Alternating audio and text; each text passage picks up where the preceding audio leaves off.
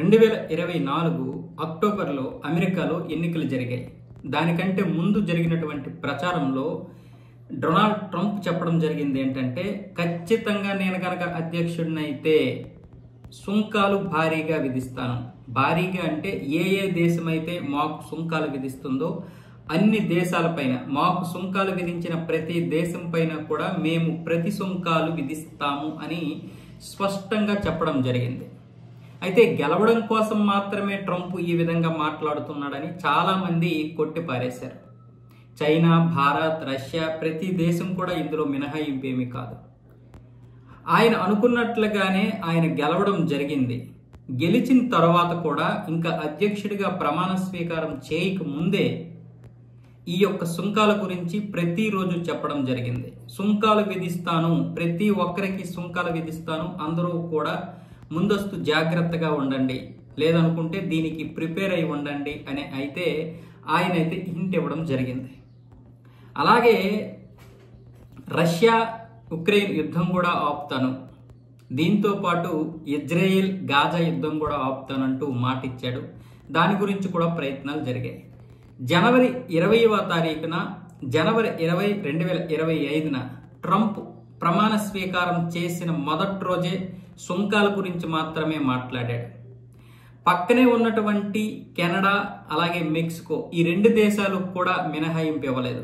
ఈ రెండు కూడా నిజానికి అమెరికా మీద ఆధారపడి అమెరికాతో స్నేహంగా ఉండే దేశాలు, ఇంకా చెప్పాలంటే అమెరికాలో భాగంగా ఉండే దేశాలు కూడా. కానీ కెనడా మీద, మెక్సికో మీద కూడా అతడు కనీసం దయ జాలి చూపలేదు. పైగా కర్కశంగా వ్యవహరిస్తున్నాడు. ఎన్నికల సమయంలో ఎలాన్ మస్క్ ట్రంప్ పక్కనే ఉండి అతన్ని గెలిపించాడా అంటే గెలిపించాడని చెప్పొచ్చు. దాదాపు 1500 కోట్ల రూపాయలు ఎలాన్ మస్క్ ట్రంప్కి ఇవ్వడం జరిగింది గెలవడం కోసం. గెలిచిన తర్వాత అమెరికాలో ఉన్నటువంటి ప్రతి రూపాయిని, అంటే అమెరికా నుంచి దేశం దాటి సేవల కోసం వెళ్తున్నటువంటి ప్రతి రూపాయిని కూడా కట్టడి చేశాడు. దాదాపు 1200 కాంట్రాక్టుల పైన ఈ యొక్క నిషేధం అయితే విధించాడు. అదే డోజ్ని ఏర్పాటు చేసి ఎలాన్ మస్క్ ని దానికి ప్రతినిధిగా పెట్టాడు.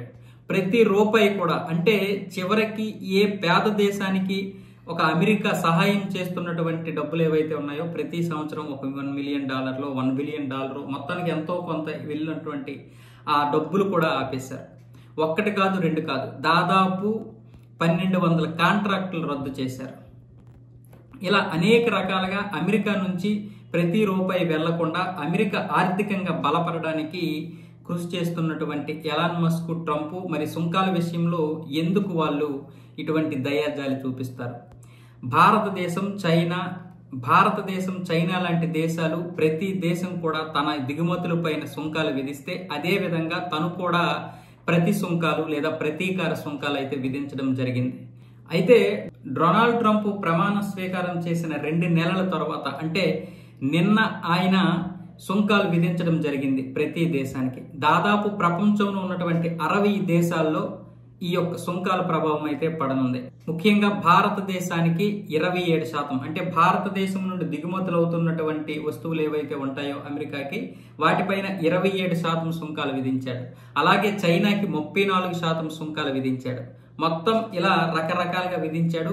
చాలా దేశాల కంటే మన దేశానికి కొంచెం తక్కువ విధించాడని చెప్పొచ్చు. అయితే మరికొన్ని దేశాల కంటే మన దేశానికి కొంచెం ఎక్కువని కూడా చెప్పొచ్చు. అవేంటనేది ఈ వీడియోలో తెలుసుకునే ప్రయత్నాలు చేద్దాం. ఇది ఎవరెవరి మీద ప్రభావం పడుతుంది అని చూస్తే అన్ని రంగాలపైన పడుతుంది. అయితే జనరిక్ మెడిసిన్ పైన కూడా 10% అయితే విధించడం జరిగింది. పూర్తిగా దీనిపైన విధించనని చెప్పినటువంటి ట్రంప్ దీనిపైన కూడా విధించాడు. ఇంకా ఆశ్చర్యకరమైనటువంటి విషయం ఏంటంటే, కేవలం పెంగ్విన్లు మాత్రమే ఉండే దీవుల పైన కూడా సుంకాలు విధించినటువంటి ట్రంప్ కొంతవరకు విమర్శల పాలు కూడా అయ్యాడు. మోదీ, ట్రంప్ ఇద్దరూ కూడా మంచి స్నేహితులుగా ఉన్నారు. భారత్ అమెరికా బంధం కూడా బలపడింది. కానీ సుంకాల విషయంలో మోదీ దారి మోదీదే, ట్రంప్ దారి ట్రంప్దే. ఆయన ప్రమాణ స్వీకారం చేసిన నెల రోజులు కాకముందే, అంటే ఫిబ్రవరి 13వ తారీఖునే నరేంద్ర మోదీ గారు అయితే ట్రంప్ను కలవడం జరిగింది.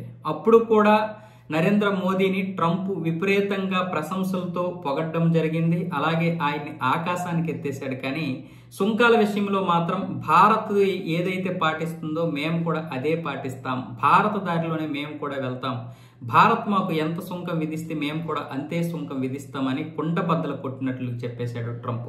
అమెరికాకి పునర్జన్మ వచ్చింది, ఈ రోజుతో పునర్జన్మ వచ్చింది. ఇప్పటి వరకు అమెరికా నుంచి ఎంతో మంది డబ్బులు తిన్నారు, ఇక వద్దు. ఎందుకంటే అమెరికా ఇప్పటికే ఆర్థికంగా దిగజారిపోతుంది. కాబట్టి ఇంకా ఎవరికి రూపాయి ఇచ్చే పని లేదు. అలాగే సుంకాల విషయంలో కూడా దయా జాలి చూపమని ట్రంప్ చెప్పడం జరిగింది. ఇంత కఠినంగా ఉండడానికి ట్రంప్ కేవలం అమెరికాని జీడిపి విషయంలో నెంబర్ 1గా చూడడానికి కాదు, కేవలం నెంబర్ 1గా జీడిపి విషయంలోనే కాదు, ఇంతకుముందు అమెరికా ఏదైతే పెద్దన్న పాత్ర పోషించిందో ఆ పాత్ర కోసం కూడా ఈరోజు ట్రంప్ తాపత్రయం పడుతున్నాడు. ఒకప్పుడు అమెరికా అంటే ప్రపంచ దేశాలకి భయం, ఒకప్పుడు అమెరికా అంటే ప్రపంచ దేశాలకి గౌరవం, ఒకప్పుడు అమెరికా అంటే ప్రపంచ దేశాలు ఎంతో వినయంగా ఉండేవి. ఎందుకంటే ప్రతిదీ కూడా అమెరికాతో ముడిపడి ఉంటుంది కాబట్టి. ఇంకా చెప్పాలంటే ప్రపంచంలో ప్రతి మారకం విలువ డాలర్తోనే జరుగుతుంది. అంటే అంత ఎందుకంటే అంత పెద్దన్న పాత్ర పోషించింది అమెరికా. దాదాపు 100 సంవత్సరాలుగా పెద్దన్న పాత్ర పోషిస్తూ వచ్చింది అమెరికా. ప్రపంచంలో ఉన్న అన్ని దేశాల యొక్క ప్రజల కల ఏంటంటే అమెరికా వెళ్ళాలి, అమెరికాలో వెళ్ళి కొన్ని రోజులైనా ఉండాలి, లేదంటే కనీసం అమెరికాని చూడాలి అని అనుకుంటారు. ఎందుకంటే ప్రపంచంలోనే పెద్దన్న పాత్ర పోషించింది కాబట్టి. అమెరికా అంటే ఒక కళ, ముఖ్యంగా భారతీయులకి ఒక కళ. ఇప్పుడు అది లేదు. మరి అలాంటి అమెరికా గత 15 సంవత్సరాలుగా చైనా దూసుకుపోతుంది. మరి అలాంటి అమెరికా ఈరోజు ఎందుకు ఇంత కఠినంగా వ్యవహరిస్తుందంటే గత 15-16 సంవత్సరాలుగా చైనా ఆర్థికంగా దూసుకుపోతుంది. అలాగే అమెరికాలో ఏవైతే ఒక ప్రత్యేకతలు ఉన్నాయో, అలాగే జీవన విధానానికి ఎటువంటి అవకాశాలు ఉన్నాయో అటువంటి అవకాశాలు చైనా సృష్టించింది. అంతేకాకుండా జీడిపిలో ఈరోజు అమెరికా తర్వాత చైనా ఉంది, 2వ స్థానంలో చైనా ఉంది. $17 ట్రిలియన్ చైనా ఉంటే అమెరికాకి $27 ట్రిలియన్. అంటే ఈ రెండింటి మధ్య $10 ట్రిలియన్ మాత్రమే. ఒకప్పుడు అమెరికా మాత్రమే నెంబర్ 1 స్థానంలో ఉండేది, దాని దరిదాపుల్లో కూడా ఎవరు వెళ్ళలేని పరిస్థితి. అలాంటిది ఇప్పుడు చైనా దాని వెనకే పరుగులు పెడుతుంది. పైగా 140 కోట్ల జనాభా ఉన్నటువంటి చైనా అన్ని విషయాల్లో కూడా దూసుకుపోతుంది. పోనీ చైనాతోటే ఆగిందంటే అది లేదు. భారత్ కూడా ఇప్పుడు జీడిపిలో దూసుకుపోతుంది. జీడిపి విషయంలో భారత్ 4 ట్రిలియన్లే కావచ్చు, కానీ దాని వృద్ధి రేటు 10% కంటే ఎక్కువ ఉంది. అదే ఇప్పుడు అమెరికా భయం. అంటే భారత్ నెంబర్ 1 స్థానంలోకి వస్తుందని మాత్రమే కాదు, భారత్, చైనా, రష్యా లాంటి దేశాలు జీడిపిలో ముందుకు దూసుకుపోతూ అమెరికా మాట వినే పరిస్థితుల్లో లేవు. ముఖ్యంగా వాణిజ్యపరంగా ప్రపంచంలో అన్ని దేశాలతో స్వతంత్రంగా పోటీ పడుతున్నాయి ఈ దేశాలన్నీ కూడా. అమెరికాతో సంబంధం లేకుండా, అమెరికా ఏం చెప్పినా వినకుండా అన్ని విషయాల్లో కూడా దూసుకుపోతున్నాయి మరికొన్ని దేశాలు. Bharat, China, Russia, Japan, Germany ఈ దేశాలతో పాటు మరికొన్ని దేశాలు కూడా స్వతంత్రంగా వ్యవహరిస్తున్నాయి. ముఖ్యంగా ఉత్తర కొరియా లాంటి దేశం కూడా ఎప్పటి మాట వినే పరిస్థితుల్లో లేదు. అలాగే దక్షిణ కొరియా వాణిజ్య పరంగా చాలా ముందుకు దూసుకుపోతుంది. ముఖ్యంగా అక్కడ ప్రైవేటు వ్యక్తులు విపరీతంగా వ్యాపారాలు చేస్తున్నారు. చివరికి అన్ని దేశాలు కూడా వాణిజ్య పరంగా ముందుకు దూసుకుపోతూ అమెరికా మాట ఎవరు వినడం లేదు. దీంతో పాటు అమెరికాలోకి అక్రమంగా చొరబడి కొన్ని లక్షల డాలర్లు తినేస్తున్నారు. స్థానికంగా ఉన్నటువంటి అమెరికన్లకి ఉద్యోగాల కొరత ఏర్పడుతుందన్నది కూడా ట్రంప్ యొక్క భావన. నిజానికి ఇందులో వాస్తవం కూడా ఉంది. అమెరికన్స్ 1 గంట కష్టపడితే దాదాపు $15-16 వాళ్ళకి కూలీ ఇవ్వాలి. అదే చైనా నుంచి కానీ, భారత్ నుండి కానీ, ఇంకా మరికొన్ని దేశాల నుండి వెళ్ళినటువంటి కూలీలకి అంత ఇవ్వాల్సిన అవసరం లేదు. $5-6 ఇస్తే చాలు.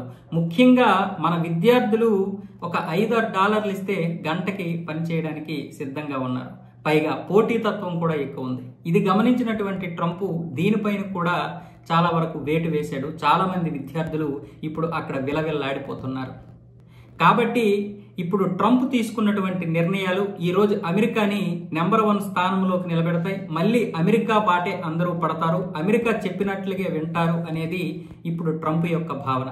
ప్రస్తుతానికైతే మన దేశం నుండి ఏవైతే అమెరికాకి దిగుమతులు అవుతున్నాయో వాటన్నింటిపైన ఏ విధంగా సుంకాలు విధించారని చూస్తే ఆటోమొబైల్స్ పైన 25% సుంకాలు విధించడం జరిగింది.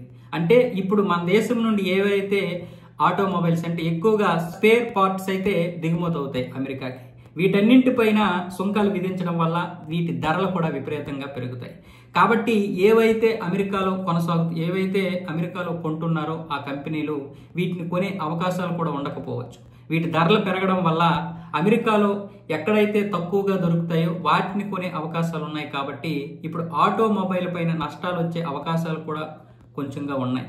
ఇకపోతే చైనాపై ఫిబ్రవరి నుండే సుంకాలు విధించడం మొదలుపెట్టాడు. 20% సుంకాలు చైనాపై విధించారు. ఇప్పుడు మళ్ళీ 34% అయితే విధించడం జరిగింది. అంటే దాదాపు 54% పెరిగాయి. తర్వాత కంబోడియా 49%, వియత్నాం 46%, మయన్మార్ పై 44%, బంగ్లాదేశ్ పై 37%, థాయిలాండ్ పై 36%, తైవాన్ పై అలాగే ఇండోనేషియా పైన 32%, పాకిస్తాన్ పై 29% సుంకాలు అయితే విధించడం జరిగింది. జపాను, దక్షిణ కొరియా, సింగపూర్, మలేసియా తదితర దేశాల సుంకాలు మనకంటే కొంచెం తక్కువగా ఉన్నాయి. కాబట్టి ఇప్పుడు సుంకాలు విధించాడని బాధపడే కంటే భారతదేశానికి ఒక మంచి అవకాశం కూడా వచ్చిందని చెప్పుకోవచ్చు. ఇలాంటి సమయంలోనే మన వ్యాపారాన్ని విస్తరించుకోవడానికి చాలా అవకాశాలు అయితే ఉన్నాయి. చైనాకి 54% వరకు సుంకాలు విధించాడు. కాబట్టి అక్కడ తయారవుతున్నటువంటి ఆటోమొబైల్స్ కంపెనీలన్నీ కూడా భారతదేశం రావడానికి అవకాశాలు ఉన్నాయి. ఎందుకంటే ఇక్కడ మానవ వనరులు చైనా కంటే కూడా తక్కువగా దొరుకుతారు. పైగా ఇప్పుడు అమెరికా ఇక్కడ 26% మాత్రమే సుంకాలు విధించింది. కాబట్టి ఇక్కడ తయారు చేసుకొని అమెరికా లాంటి దేశాలు ఎగుమతులు చేసుకోవడానికి అవకాశం ఉంటుంది. తక్కువ సుంకాలు ఉన్నాయి కాబట్టి చైనా కంటే ఇప్పుడు చైనాలో ఉన్నటువంటి ప్రతి కంపెనీ అంటే బయట కంపెనీలు ఏవైతే ఉన్నాయో ఆ కంపెనీలన్నీ ఇప్పుడు భారత వైపే చూస్తున్నాయి. అయితే ఇప్పటి నుంచే కాదు, గత 5-6 సంవత్సరాలుగా చైనా నుండి చాలా వరకు కంపెనీలన్నీ కూడా భారత్కి రావడానికి ప్రయత్నాలు అయితే జరుగుతున్నాయి. దానికోసం మోడీ కూడా చాలా వరకు వాళ్ళకి కొన్ని సులభతరమైనటువంటి అంటే పర్మిషన్ల కోసం సులభతరం చేయడం కూడా జరిగింది. కాబట్టి ఇప్పుడు మనకి మేక్ ఇన్ ఇండియాలో భాగంగా చాలా మంచి అవకాశం వచ్చిందని చెప్పొచ్చు. కాకపోతే ఇది కొంతమంది ఉద్యోగుల పైన కూడా ఈ ప్రభావం అయితే ఉంటుంది. ముఖ్యంగా ఇక్కడ 65,000 ఉద్యోగాలు ప్రతి సంవత్సరం కూడా H1B వీసా ద్వారా అమెరికా జారీ చేస్తుంది. ఇందులో ఎక్కువ శాతం భారతీయులే ఉద్యోగాలు సంపాదిస్తారు. ఆ తర్వాత కెనడా, చైనా అయితే ఉన్నాయి. అయితే ఇక్కడ ఎవరైతే పనిచేస్తున్నారో ముఖ్యంగా అమెజాన్, మైక్రోసాఫ్ట్, యాపిల్ ఇలాంటి కొన్ని కంపెనీల్లో, గూగుల్, మెటా ఈ కంపెనీల్లో పనిచేస్తున్నటువంటి ఉద్యోగులందరిపైన ప్రభావం పడే అవకాశాలు ఉన్నాయి. అంటే వారు కనుక భారతదేశం వెళ్ళి రావాలనుకుంటే మళ్ళీ తిరిగి వచ్చే అవకాశాలు ఉండకపోవచ్చని ఇప్పటికే అమెరికాలో కొన్ని సంస్థలు అయితే ఆందోళన వ్యక్తం చేశాయి. అంటే ఆ సంస్థలన్నీ కూడా. కాబట్టి ఎవరూ కూడా ప్రయాణాలు పెట్టుకోవద్దు. ఈ యొక్క ఇష్యూ అయిపోయినంత వరకు మళ్ళీ మీరు వెళ్తే వచ్చే అవకాశాలు ఉండవు. కాబట్టి అందరూ కూడా జాగ్రత్తగా ఉండండి. దయచేసి ప్రయాణాలను అయితే రద్దు చేసుకోండి అని కూడా చెప్పడం జరిగింది. కాబట్టి ఈ ప్రభావం అన్ని ఉద్యోగులపైన ఉంటుంది. అలాగే భారతదేశానికి కలిసి వచ్చే అంశం, భారతదేశానికి కొన్ని ఇబ్బందికరమైనటువంటి పరిస్థితులు కూడా ఉంటాయి. కాబట్టి ఏదైనా సరే మన మంచికే అనుకోవచ్చు. ముఖ్యంగా మేక్ ఇన్ ఇండియాని ఇప్పుడు బాగా అభివృద్ధి చేయడానికి అవకాశం దొరికిందని మాత్రం చెప్పొచ్చు.